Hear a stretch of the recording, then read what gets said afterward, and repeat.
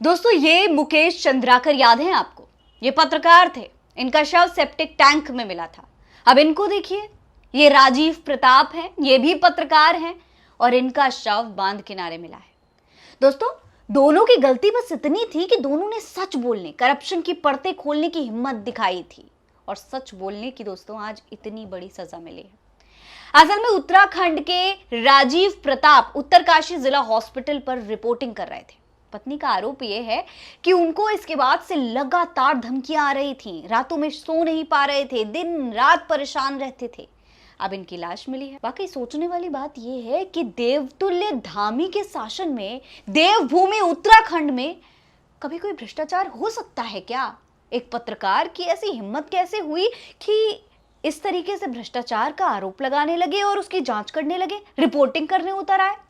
ये देखिए, सरकारी हॉस्पिटल की ऐसी हालत दिखाने वाले इस पत्रकार को अब मार दिया गया है। उनकी पत्नी परेशान इधर उधर 10 दिनों तक घूमती रही, ढूंढती रही कि शायद कहीं मिल जाए।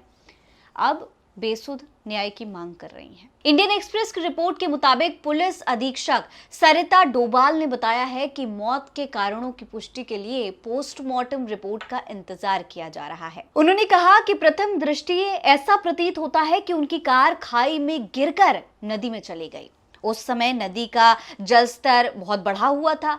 हमने घटना से कुछ मिनट पहले का सीसीटीवी फुटेज निकाला है। इसमें वो अकेले कार चला रहे हैं। शायद दोस्तों इस पूरे मामले को एक्सीडेंट का रुख दिया जा रहा है, या हो सकता है एक्सीडेंट ही हो, कुछ कहा नहीं जा सकता। अब तो पोस्टमार्टम रिपोर्ट का इंतजार किया जा रहा है। दोस्तों, 36 वर्षीय ये पत्रकार Indian institute of mass communication यानी कि IIMC के पूर्व छात्र हैं और IIMC में एडमिशन होना कितनी बड़ी बात होती है, पत्रकारिता का हर स्टूडेंट जानता है। कितनी मेहनत करता है, फिर जब एडमिशन होता है तो किस तरीके से मेहनत करता है, कितनी खुशी के साथ तैयारियां करता है और एक अच्छा पत्रकार बनकर के निकलता है।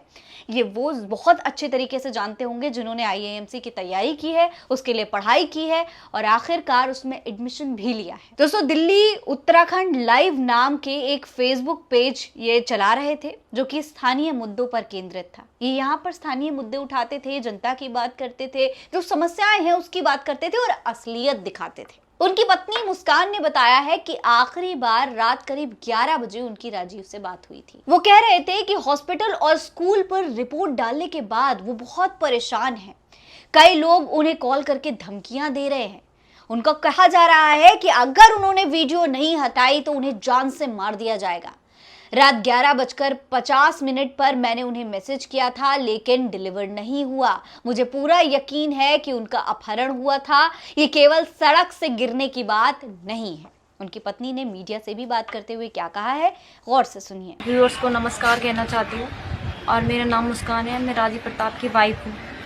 तो सर, वो मेरी लास्ट बात जो उनसे हुई थी वो 11 बजे हुई थी। उनसे लास्ट जो बात हुई थी मेरी उनसे, उसके बाद सर मुझे नहीं पता है कि वो कहाँ हैं, क्या हैं, कैसे हैं, किस हालत में हैं सर। और मुझे जिन लोगों पे वो है वो थोड़ा परेशान थे, कई दिनों से मुझे बता रहे थे। इतना स्पष्ट तो उन्होंने मुझे बताया नहीं क्या है कैसा है। और मेरी उनसे बात हो रही थी तो मुझे बातों ही बातों में बता रहे थे कि मैं कई दिनों से परेशान हूँ।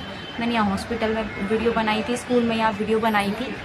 तो उस चक्कर से मुझे कई लोगों के फ़ोन आ रहे हैं कि वीडियो डिलीट कर, वरना हम तुझे मार देंगे, ये कर देंगे, सो कर देंगे।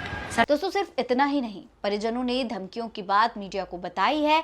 उन्हें हॉस्पिटल माफिया और स्कूल माफिया धमकी दे रहे थे, ये कहा है। दोस्तों, जिन माफियाओं के खिलाफ इन दिनों उत्तराखंड के युवा धरना प्रदर्शन कर रहे हैं, शायद ये वही माफिया हैं जिन पर रिपोर्टिंग हो रही थी, जिनका सच जो है लगातार छुपाने की कोशिश हो रही थी। स्टूडेंट्स की बात नहीं सुनी जा रही, रिपोर्टर्स की हत्याएं हो रही हैं। आखिर इसके लिए जिम्मेदार कौन है? कौन इसकी जांच करेगा? कौन इंसाफ की मांग करेगा? वहीं डीएसपी जगन सिंह पनवार ने बताया है कि प्रताप का शव भागीरथी नदी के जोशीयाड़ा बैराज से निकाला गया है। मुख्यमंत्री पुष्कर सिंह धामी ने घटना पर शोक भी जता दिया है और निष्पक्ष जांच के आदेश भी दे दिए हैं। वहीं उत्तराखंड के पत्रकारों ने भी प्रताप की मौत की परिस्थितियों को स्पष्ट करने की मांग की है। दोस्तों, ये कोई पहली बार नहीं है। पहले मुकेश थे, अब राजीव हैं और ऐसे न जाने कितने पत्रकारों के नाम मैं आपको उंगलियों पर गिरा सकती हूँ। हमेशा ग्राउंड पर काम करने वाले पत्रकारों की जान जाती है और स्टूडियो वाले खामोश रहते हैं। क्यों? खुद को देश का बहुत बड़ा पत्रकार कहने वाले, मानने वाले रूबिका लियाकत, चित्रा त्रिपाठी, अमीश देवगन, सुधीर चौधरी वगैरह, इन्होंने अब तक मुंह क्यों नहीं खोला है? क्या इन्हें अपनी बिरादरी के पत्रकारों की जरा भी चिंता नहीं है? अगर आप एक पत्रकार होकर अपने ही लोगों की आवाज नहीं बन सकते तो लानत है ऐसी पत्रकारिता पर। आप दूसरों की क्या आवाज बनेंगे जब आप अपने ही लोगों की आवाज नहीं बन सकते? हाँ, ये हो सकता है कि अगर आज राजीव भी गोदी मीडिया बन जाते तो शायद उनके साथ ऐसा ना होता। आज के दौर की पत्रकारिता की दोस्तों यही सच्चाई है। देखिए, पत्रकार महल बनवा रहे हैं और चैन से सो रहे हैं, सरकारी मंत्रियों के साथ प्रोग्रामों में शामिल हो रहे हैं, हंस रहे हैं, गा रहे हैं, पॉडकास्ट कर रहे हैं, और बेबाक और ईमानदार पत्रकारों को शमशान भी नसीब नहीं हो रहा है। इस तरीके से सेप्टिक टैंक में कोई मिल रहा है, कोई नदी के किनारे मिल रहा है। दोस्तों, किसी पत्रकार की हत्या करना लोकतंत्र के चौथे स्तंभ को तोड़ने जैसा होता है। न्याय मिलने की तो खैर अब उम्मीद ही खत्म होती जा रही है। हाँ, अगर कुछ दे सकते हैं तो कम से कम ऐसा माहौल तो दे ही दीजिए कि वाकई में जो पत्रकार अपना असली काम करना चाहते हैं, पत्रकारिता करना चाहते हैं, सच दिखाना चाहते हैं, वो सच्चाई दिखाने की हिम्मत तो रखें कम से कम, बिना डरे, बिना किसी खौफ के। इस पूरे मामले पर आप क्या कहेंगे कमेंट बॉक्स में लिखकर हमें जरूर बताइएगा। ये खबर आप मेरे official channel Fareen Ansari official पर देख रहे हैं। जय हिंद, जय भारत।